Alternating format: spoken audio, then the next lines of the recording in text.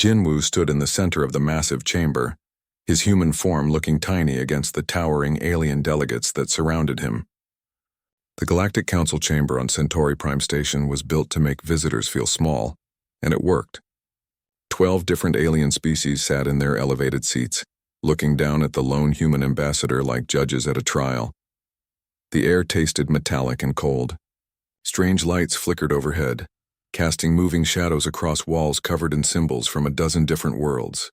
Jinwoo had studied those symbols for months, learning the languages and customs of beings that had traveled the stars for thousands of years before humans ever left Earth. Counselor Rexith of the Velthari species rose from his seat. His blue-scaled skin caught the light as he unfolded to his full height of 3 meters. When he spoke, his voice boomed through hidden speakers, translated into perfect Korean. Human representative, Rexith began, his tone carrying the weight of absolute authority. You stand before the Galactic Council, the governing body that has maintained peace across 147 star systems for over 3,000 years. Jinwoo nodded politely but said nothing. His instructions had been clear. Listen first, speak only when necessary, and remember that Earth was watching. Captain Hyemin watched the proceedings from the bridge of the Soul's Pride, humanity's most advanced exploration vessel. The quantum communication link allowed her crew to witness history being made from their position at the edge of Velthari space. Her hands gripped the command chair as she watched her species' first formal contact with galactic civilization. Every species that enters our space faces the same choice, Rexith continued. Join our community under our protection, or remain isolated in the darkness between stars. We have seen civilizations rise and fall. We have watched species destroy themselves through war, disease, and ignorance. The Council exists to prevent such waste. The other counselors nodded their various heads, tentacles, and crystalline formations. To them, this was routine. They had delivered this same speech to dozens of species over the centuries. The outcome was always the same. Humans have shown remarkable progress, said Counselor Vorthak, the ancient Dralith representative whose species had joined the Council 4,000 years ago. In only 50 years since achieving faster-than-light travel, you have established colonies on 17 worlds. Impressive for such a young race. Jinwoo felt the subtle insult but kept his expression neutral. Young race. As if humanity's shorter time among the stars made them children who needed guidance. However, Rexith's voice hardened. Your expansion has been chaotic and dangerous. You have no central authority controlling your colonies. Your military vessels carry weapons that violate 12 different galactic treaties. Your mining operations show no regard for environmental preservation. This cannot continue. The chamber fell silent except for the hum of life support systems. Jinwoo could feel the weight of history pressing down on him. Every word he spoke now would echo across both Earth and the galaxy. Therefore, Rexith announced, the Council offers humanity membership in our community under the following terms. A holographic display appeared in the center of the chamber, showing numbers and star charts that made Jinwoo's stomach clench. 70% of Earth's mineral resources will be transferred to Council management for proper distribution across member worlds. Human military forces will be reduced to system defense only, with all weapons above Class 3 power ratings destroyed or surrendered. Human colonies will be relocated from their current worlds to designated sectors where proper oversight can be maintained. The display showed Earth's continents being carved up like a feast, with most of the planet marked in the Council's colors. Human settlements scattered across dozens of worlds were marked for abandonment. In exchange, Rexith's voice took on what might have been a generous tone. Humanity will receive Council protection, access to advanced technologies, and the wisdom of civilizations that have thrived for millennia. Your species will be preserved and guided away from the mistakes that have destroyed so many others. Captain Hyemin's communications officer, Lieutenant Taehyun, whispered urgent reports from Earth. Captain, the defense networks are activating. Admiral Daiho has moved the fleet to alert status. Hyemin nodded but kept watching Jinwoo. Everything depended on what happened next. This offer is generous beyond what most species receive upon first contact, Counselor Zelveth of the gas-breathing Nethian added, her translated voice carrying hints of superiority. Most young races require persuasion before they accept the wisdom of Council membership. Jinwoo looked around the chamber, meeting the eyes, optical sensors, and crystalline formations that served as the visual organs of the 12 species. He thought of Earth, of the billions of humans who had elected him to speak for them. He thought of the colonies where human children played under alien suns, where human families had built new homes with their own hands. The Council requires an immediate response, Rexith declared. Other species have taken days or weeks to consider such generous terms. We grant humanity 1 hour to accept. The chamber's atmosphere seemed to thicken. Several counselors leaned forward, anticipating the familiar pattern: shock, negotiation for better terms, and eventual acceptance. It always played out the same way. Jinwoo straightened his shoulders and spoke in clear, measured tones that carried across the vast chamber. "Honored counselors," he began, using the formal address he had practiced. "I have listened to your offer with great attention. I understand the protection and benefits you promise. I recognize the authority you represent." Several counselors nodded, ready for the expected gratitude and submission. "However," Jinwoo continued, his voice never wavering, "on behalf of all humanity across all our worlds, speaking for our children and our future, I must respectfully decline your offer." The silence that followed was absolute. For several seconds, no being in the chamber moved or spoke. The translation systems hummed, double-checking the words. Counselors looked at each other in confusion. "Decline?" Rexith's voice cracked with disbelief. "You refuse council membership?" "We refuse your terms," Jinwoo clarified. "Humanity wishes to engage with galactic civilization, but not as subjects. We will not surrender our worlds, our resources, or our freedom for the promise of protection." Chaos erupted in the chamber. Counselors spoke rapidly in their native languages, overwhelming the translation systems. Some rose from their seats, others flashed colors or patterns that clearly indicated distress. "This is impossible," Counselor Vorthak whispered, his ancient voice barely audible. "No species has ever—" "We have," Jinwoo said simply. "Good day, counselors." As he walked toward the chamber's exit, Captain Hyaman smiled for the first time in weeks. Lieutenant Taehyun was already sending the coded message back to Earth. Rejection confirmed. Prepare for consequences. The galaxy had just learned that humanity was unlike any species they had encountered before. The news spread across the galaxy faster than any ship could travel. Quantum communication networks carried the impossible message from world to world. The humans had said no. On the crystal world of Nethys, Counselor Zelveth floated in her meditation chamber, trying to understand what had happened. Her species had joined the Council 800 years ago, after a brief war that ended when they lost 30% of their fleet. The Council's terms had seemed reasonable then. Protection, guidance, and peace in exchange for resources and obedience. "They must not understand," she told her aide, a younger Nethian, whose crystalline body pulsed with confused colors. Perhaps their translation systems failed. No species chooses isolation over council membership. But the recordings were clear. The human ambassador had understood perfectly. He had simply refused. Admiral Deho stood in the command center of Luna Base, watching status reports flow in from across human space. Every military installation was on high alert. Every colony had activated its defense systems. The rejection of the Council's offer had been planned for months, but now came the hard part, dealing with the consequences. "Sir," Colonel Soyoung approached with a datapad. "Intelligence reports are coming in from our deep space monitoring stations. The alien communication networks are going crazy. They're sending the same message over and over." Deho took the pad and read the translated intercepts. The messages were simple and repeated across dozens of alien languages. Humans rejected initial offer. Request guidance. "This has never happened before." "Never?" Deho asked. "According to our analysis of their historical databases, every species has accepted council membership within one standard galactic month of first contact. The longest holdout lasted 18 days.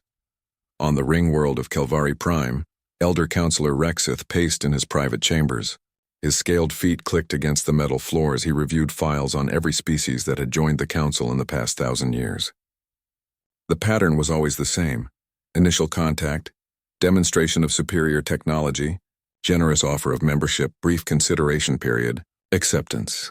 The humans had broken a pattern that had held for millennia. "Bring me the historical archives," he commanded his assistant. "I want to know about species that resisted Council integration." The search took hours. Most species had submitted immediately upon seeing Council technology. A few had attempted brief military resistance before accepting membership. Only one had fought a prolonged war, the Dralith 4,000 years ago. But even they had eventually joined rather than face complete isolation. No species has ever maintained permanent rejection, the assistant reported.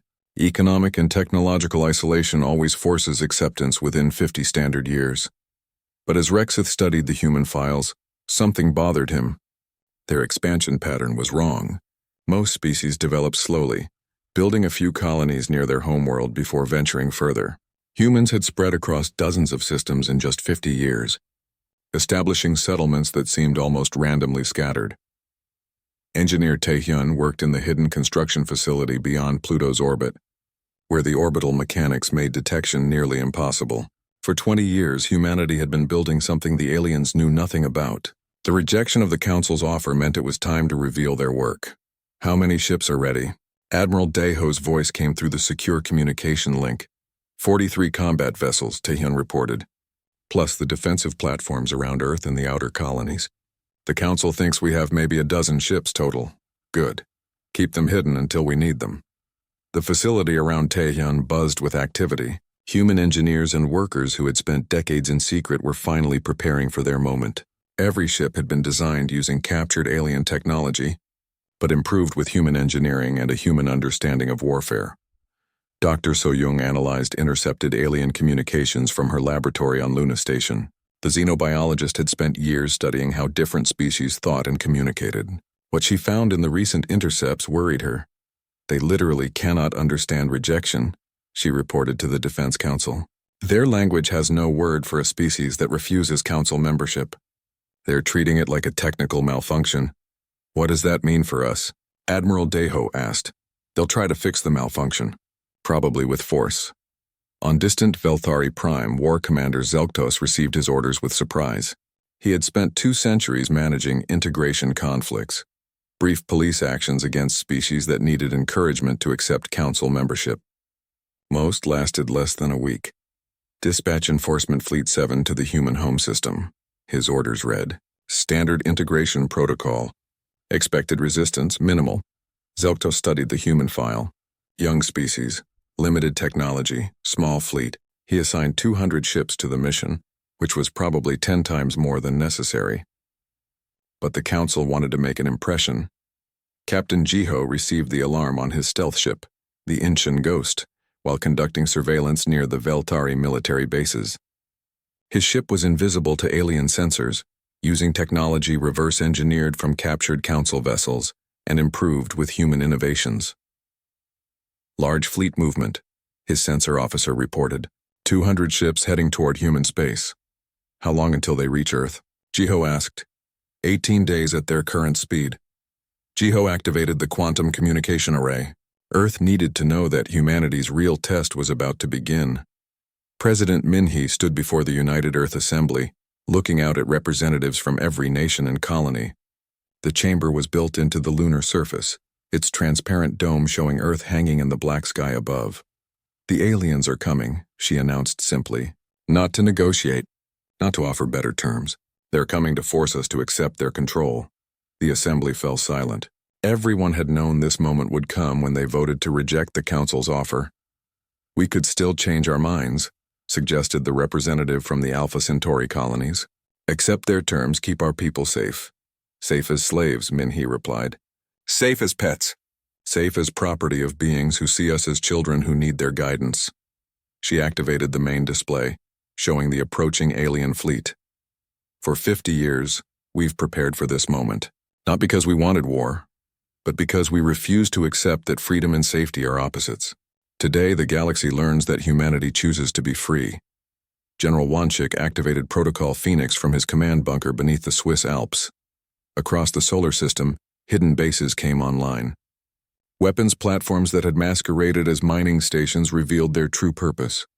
Defense fleets that the aliens didn't know existed moved into position. All stations report ready, his aide announced. Then we wait, Wanchik said. Let them come. Let them see what happens when you try to force humanity to kneel. In the depths of space, the alien enforcement fleet traveled toward Earth, confident in their mission. They had done this dozens of times before. Young species always needed a demonstration of council power before they accepted the wisdom of membership. War Commander Zelktos reviewed the operation plan one final time. Arrive in the human system. Destroy a few military targets, accept their surrender, implement the integration terms. Simple, clean, efficient. What he didn't know was that humanity had never planned to surrender. What he didn't understand was that humans had spent 5 decades preparing for a war the aliens couldn't. Imagine. The galaxy was about to learn that some species would rather fight and die than live on their knees, and humanity was about to show the Council what happened when an immovable force met an absolutely unmovable object. The alien fleet dropped out of faster-than-light travel at the edge of the solar system like a swarm of metal insects. 200 ships, each one larger than anything humanity had officially built, spread out in perfect formation. War Commander Zelktos stood on the bridge of his flagship, watching the small yellow star grow larger on his screens. Standard defensive positions around the third planet, he ordered. Begin broadcasting surrender demands on all frequencies. His aide, a young Velthari officer named Kelvot, studied the sensor readings with confusion. Sir, I'm detecting very few human ships. Perhaps 20 vessels, mostly small patrol craft. Zelktos nodded. As expected, most young species have tiny fleets when we arrive. They will surrender quickly once they see our numbers. But Captain Jiho was already watching from the shadows. His stealth ship, the Incheon Ghost, hung invisible among the asteroids of the outer system, recording everything. The alien fleet moved with the confidence of beings who had never faced real resistance. They're not even scanning properly, his sensor officer whispered. They're only looking for active ships, not hidden installations. Good, Jiho replied. Let them stay confident. Admiral Deho needs to know their exact positions. The quantum communication burst reached Earth in seconds. In the command center beneath Luna Base, Admiral Deho studied the alien formation on his tactical display. 200 ships arranged in standard council formation, designed to look impressive and overwhelming. They're not expecting a real fight, Colonel So-Young observed. Look at their spacing. They're arranged for intimidation, not combat. General Wanshik joined them from his bunker command post. Our hidden platforms are in position. The aliens have no idea what's waiting for them. President Minhee's voice came through the secure channel from Earth. The alien broadcast just reached us. They're demanding immediate surrender and implementation of their original terms. What's our response? Daiho asked. The same as before. No. On the Velthari flagship, War Commander Zelktos waited for the human response to his surrender demand. It always took a few hours for young species to accept reality. He had fought in 17 integration campaigns and the pattern never changed. Show overwhelming force, give them time to understand their situation, accept their surrender. Sir, Communications Officer Yelvik announced. We're receiving a response from the third planet. Display it, Zelktos ordered, settling back in his command throne.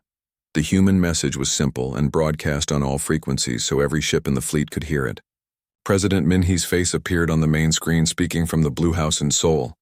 To the alien fleet currently in our system, she began in clear, calm tones. You have entered sovereign human space without permission. You have made demands we have already rejected. You have threatened our worlds and our people. Zelktos frowned. Most species begged for mercy by this point. We ask you one more time to withdraw peacefully, Minhee continued. Leave our system and we will consider this a misunderstanding. Remain and we will defend ourselves. The transmission ended. Zelktos stared at the blank screen in disbelief. They're threatening us? Officer Kelvot asked in shock. They have 20 ships against our 200. Scan the system again, Zelktos ordered. Full deep scan. Find all their ships. The new scan revealed something troubling. Hidden among the asteroids, moons, and space debris were dozens of objects that had been dismissed as mining equipment or construction platforms. Under closer examination, they showed signs of weapons emplacements and shielding. 40, 60. 80 hidden installations, the scanner officer reported. Some appear to be ship construction facilities. Sir, they've been building in secret for decades. Zelktos felt his first moment of uncertainty. The humans had been planning for this. Captain Yemen commanded the Soul's Pride from her position near Jupiter.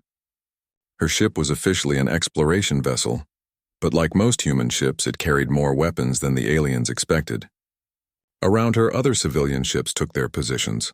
All ships report ready, her communications officer announced. "The hidden fleet is moving into position."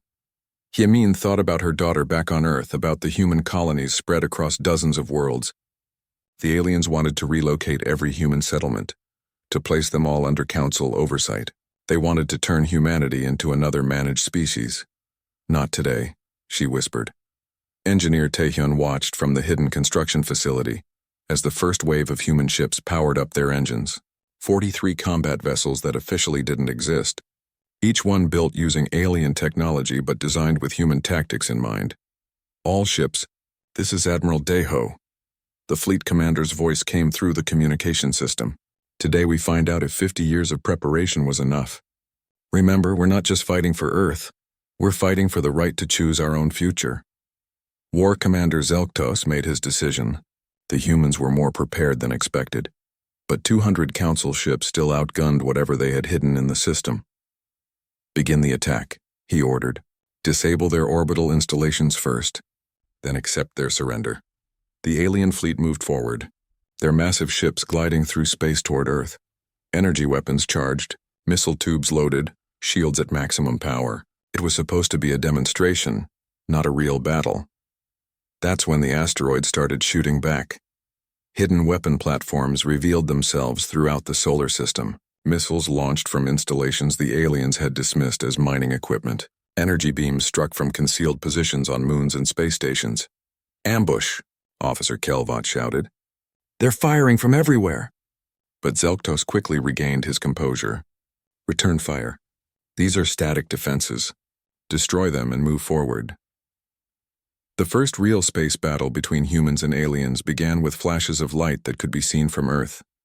Alien ships destroyed human platforms, but more kept revealing themselves. The humans had turned their entire solar system into a fortress. Then the mobile fleet arrived.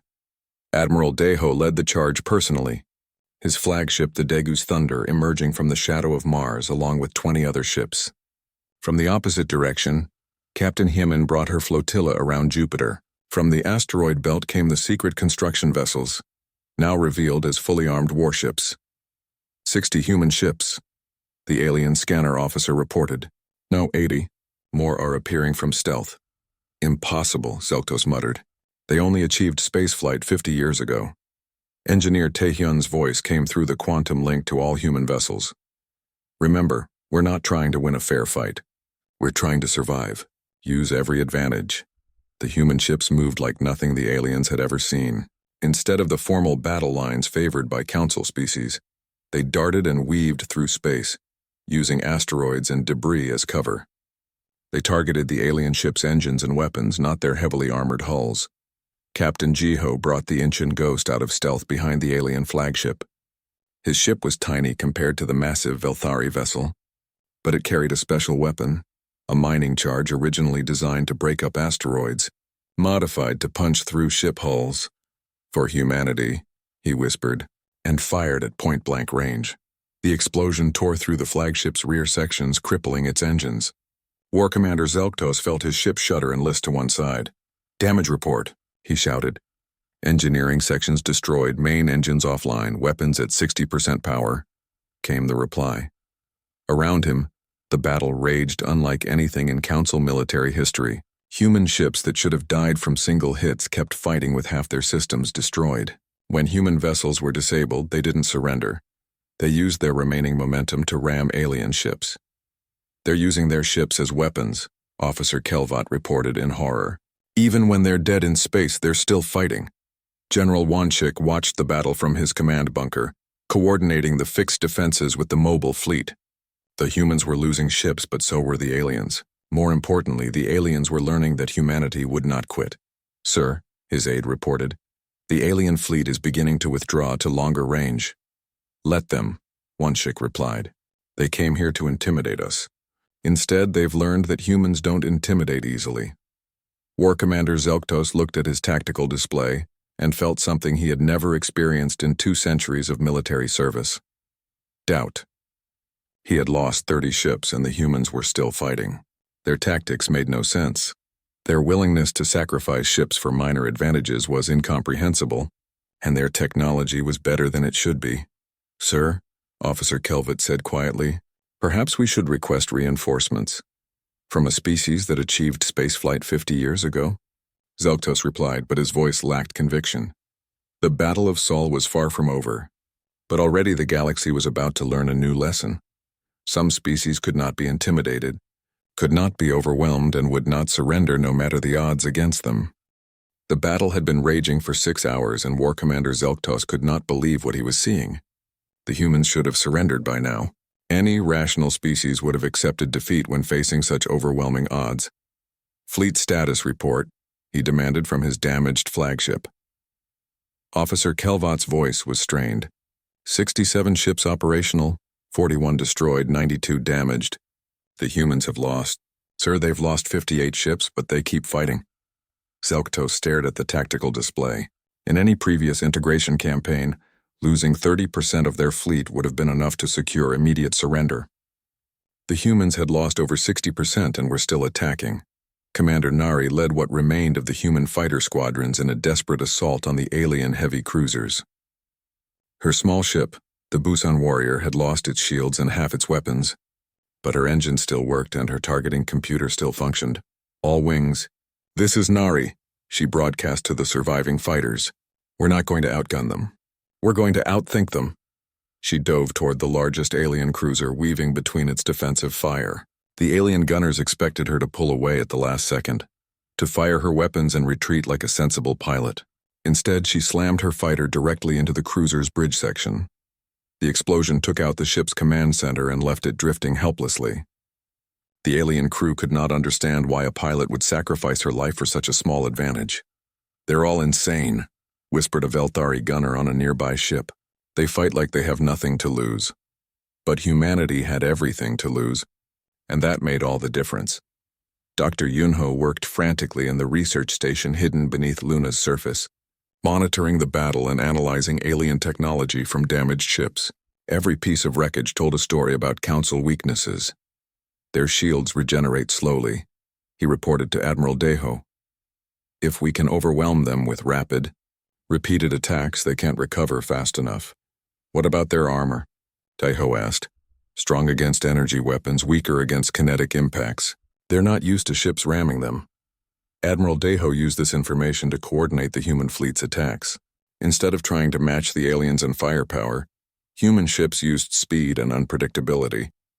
They attacked in waves, hitting the same targets repeatedly before the alien shields could recover. Captain Kyung-soo commanded the battleship Busan's Fury, the largest ship in the human fleet. His vessel had been built in secret over 15 years, designed specifically to fight Council ships. Unlike the graceful, curved designs favored by alien engineers, human ships were angular and brutal, built for function over beauty. "Target the alien command ship," Kyung-soo ordered.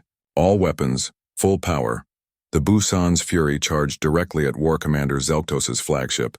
Alien interceptor fire lit up the space around the human battleship. But Kyung-soo's crew had trained for this moment their entire careers. "Hull breach on Deck 7, his damage control officer reported. "Engines at 80%. Keep firing," Kyung-soo replied. "We only need to reach them." War Commander Zelktos watched the human battleship approach and felt something close to fear. The ship was smaller than his flagship, but it moved with deadly purpose.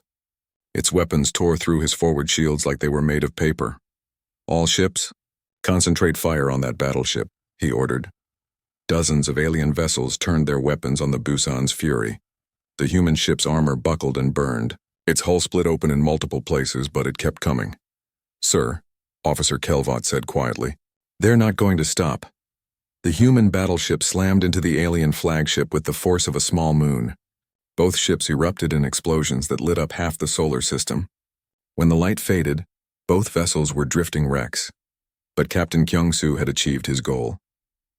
The alien command ship was dead in space, and War Commander Zelktos was trapped in a ship that could barely maintain life support. The battle reached its turning point when Engineer Tae-hyun activated the hidden weapon platforms around Earth itself. For 50 years, humanity had been building defensive installations that looked like communication satellites and weather stations. Now they revealed their true purpose. Hundreds of missile launchers opened fire from Earth's orbit. Energy beams struck from the moon. The asteroid belt itself seemed to come alive with hidden weapons that had been waiting decades for this moment. They turned their entire system into a weapon. Officer Kelvot whispered in amazement. General Wanchik watched the alien fleet begin to retreat and felt a mixture of pride and sadness. Humanity had won, but at a terrible cost. Nearly 70 human ships had been destroyed or disabled. Thousands of human lives had been lost. The victory had been bought with blood and sacrifice. "Sir," his aide reported, "the alien fleet is withdrawing beyond the outer planets. They're regrouping but not attacking." "Let them regroup," Wanchik replied. "They came here to teach us a lesson. Instead, they learned one." War Commander Zelktos sat in the emergency command center of his crippled flagship, trying to understand what had happened. His fleet had been built to intimidate young species into submission. His tactics had been designed for quick, overwhelming victories against opponents who would surrender when faced with superior force. But the humans had not surrendered. Even when losing, even when outnumbered, even when their ships were burning around them, they had kept fighting. They fought like a species that would rather die than submit. "Sir," his communications officer reported, "we're receiving a transmission from the human homeworld."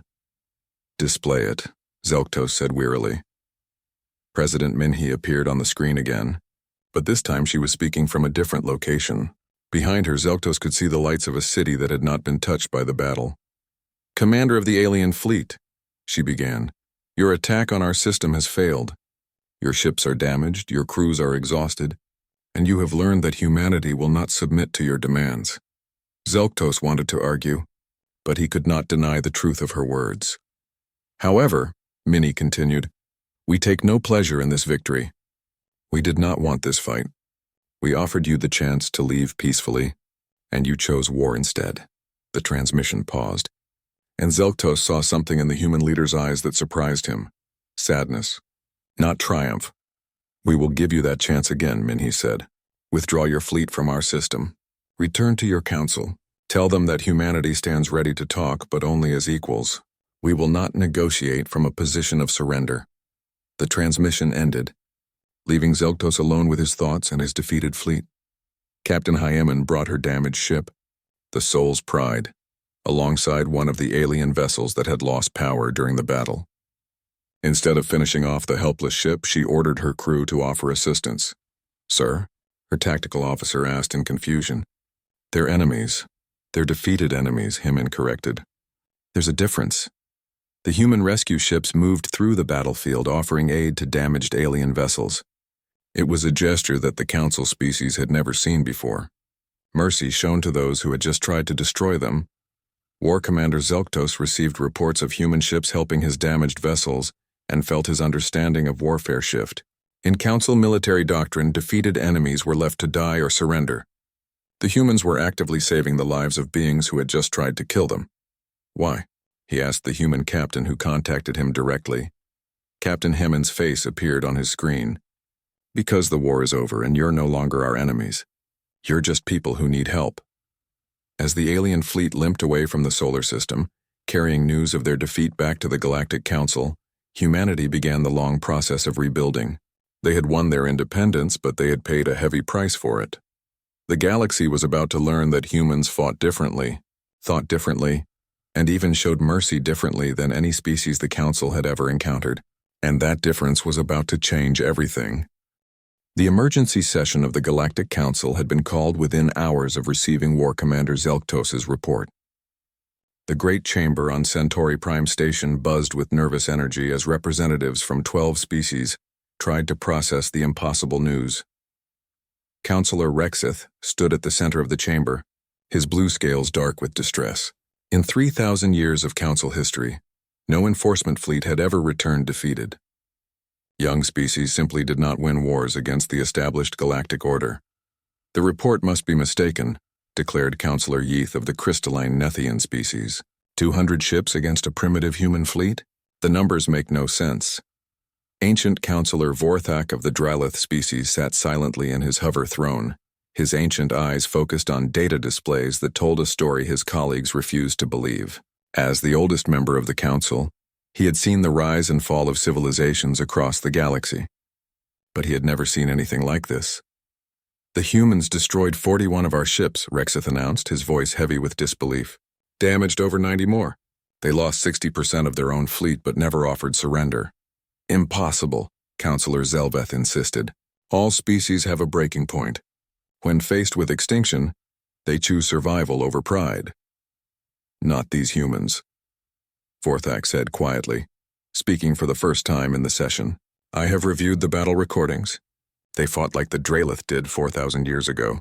The chamber fell silent. The Dralith Council War was ancient history, a brief but brutal conflict that had ended with Dralith integration into the galactic community. Most species preferred not to discuss it. The Dralith eventually joined us, Rexith pointed out. Wisdom prevailed over pride. The Dralith joined after we proved we could coexist as equals, Vorthak corrected. We were never conquered. We chose membership when the Council finally offered partnership instead of domination.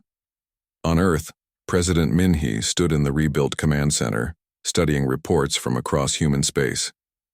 The Battle of Sol had been won, but the war was far from over. The alien fleet had withdrawn but not surrendered. The Council would likely send a larger force next time. Madam President, Admiral Deho reported, our deep space monitors show increased activity at Council military bases. They're mobilizing additional fleets. How long do we have? Minhee asked. 6 months, maybe less. Dr. Soyoung entered the briefing room with a data pad full of intercepted alien communications. The Council is splitting into factions. About half want to send the entire galactic fleet to crush us. The others are calling for negotiation. Which side is winning? General Wanchik asked. Neither yet. But there's something else. The other member species are talking among themselves, outside official council channels. The Velthari, the Kelthani, the Zephyrians. They're asking questions they've never asked before. Ambassador Jinwu had remained on Centauri Prime Station after the failed negotiations, officially as a diplomatic observer, but actually as a human intelligence asset. He now sat in a small observation gallery above the council chamber, listening to the emergency debate. The humans have violated every principle of galactic civilization, Counselor Rexith declared. They refuse legitimate authority, reject proper integration protocols, and use barbaric warfare tactics. They are a threat to galactic peace. Or, Counselor Vorthak said slowly, they are showing us what we have forgotten. What do you mean, Ancient One? Asked Counselor Lyrian of the moth-like Zephyrian species. When did we last ask a species what they wanted instead of telling them what they needed? Vorthak's voice carried the weight of 4 millennia. When did we last offer partnership instead of protection? The humans rejected our terms not because they are young and foolish, but because our terms were unacceptable. Captain Hyemen commanded the damaged Soul's Pride as it limped back toward Earth for repairs. Her ship had survived the battle, but barely. Half her crew was injured, and the ship would need months of reconstruction, but something else had survived the battle. Hope. Captain, her communications officer announced, we're receiving a tight beam transmission from the Kelthani trade vessel New Horizon. Hemon frowned. The Kelthani were a council member species, traders and merchants who preferred commerce to conquest. On screen, the alien captain who appeared was insectoid with compound eyes and mandibles that clicked nervously. Human vessel. This is Captain Zethak of the Kelthani Merchant Marine. I wish to speak privately. Go ahead, Captain. My people have traded with dozens of species over the centuries. We have watched the council integration process many times. Zethak paused, his mandibles clicking faster. We have never seen a species fight as you did. Most surrender after losing a few ships. We don't surrender easily, Hyman replied. Yes, we see this. My question is, would humans be willing to trade with species that respect your independence? Not all council members agree with the integration protocols. Hyman felt her heart race. This was the first sign that humanity's resistance might have consequences beyond simple military victory. Engineer Taehyun worked in the hidden shipyards, supervising repairs and new construction. The battle had revealed humanity's secret fleet, but it had also shown the limits of their technology. They needed allies, or the next council fleet would overwhelm them through sheer numbers. Sir, his assistant reported, we're receiving technical specifications from an unknown source. The transmission is heavily encrypted but appears to be shield generator designs. Taehyun studied the data stream. The specifications were clearly alien in origin. but they came with detailed notes on how to adapt them for human ships. Someone was helping them. In the Galactic Council chamber, the debate raged for hours. Finally, Councillor Rexith called for a formal vote. The Council will authorize the deployment of Battlefleet Prime, he announced, 5,000 ships representing the combined military might of all member species. The human threat will be eliminated permanently. The vote was close, 7 species in favor, 5 opposed. But it was enough. Ancient Councillor Vorthak watched the vote with sad resignation. You are making the same mistake we made with the Korthani rebellion 3 centuries ago. Overwhelming force will not change human nature. The Korthani were wiped out, Rexith replied coldly. Yes, Vorthak said quietly, and the galaxy became a smaller, quieter place. But as the Council began planning their massive military response, other forces were already in motion. The Kelthani trade unions voted secretly to begin commerce with human colonies. The Zephyrian science academies started sharing research data through encrypted channels. The aquatic Delphini, who had never been comfortable with Council military policies, quietly withdrew their ships from the planned fleet. President Minhe received these reports with cautious optimism. Humanity had wanted to join galactic civilization, just not as conquered subjects. Now it seemed that parts of that civilization were willing to meet them as equals. We're still going to face that battle fleet, Admiral Deho pointed out. 5,000 ships is more than we can handle, even with our hidden assets. Maybe, Minhe replied, but we won't face them alone. She activated the communication array and began transmitting a message on all galactic frequencies. It was addressed not to the Council, but to every species, every world, every being that might be listening. To the peoples of the galaxy, she began. Humanity seeks not conquest, but cooperation. We offer not submission, but partnership. We invite any species that values freedom to stand with us, not against the Council, but for a better way forward. The message spread across the galaxy faster than any fleet could travel. On a dozen worlds, species that had joined the Council out of necessity rather than choice began to ask dangerous questions. What if there was another way? What if submission was not the price of civilization? Ambassador Jinwu watched from his hidden position as the Council chamber erupted in chaos. Representatives were receiving urgent messages from their homeworlds. Some were demands to support the military action. Others were questions that had never been asked before. Councillor Yith's crystalline form flashed with distressed colors as she read a message from her homeworld. The Nethian crystal singers are asking why we never demanded Council membership terms for ourselves. They want to know why we accepted resource quotas we would never impose on others. Similar reports came from other representatives. The human rejection had started something that went far beyond simple military resistance. It had made the galaxy think about the difference between protection and freedom, between membership and submission. Ancient Councillor Vorthak smiled for the first time in centuries. The humans have already won, he announced to the confused chamber. They lost 60% of their fleet, Rexith protested. How is that victory? They have shown the galaxy that it is possible to say no, Vorthak replied. Once that knowledge exists, it cannot be contained. Other species will demand what the humans demanded, the right to choose their own path. As the Council prepared for the largest military campaign in galactic history, and as humanity readied itself for a battle that would determine the fate of human independence, the real change was already spreading across the stars. The galaxy was learning that some ideas were more powerful than any fleet, and that freedom, once demonstrated,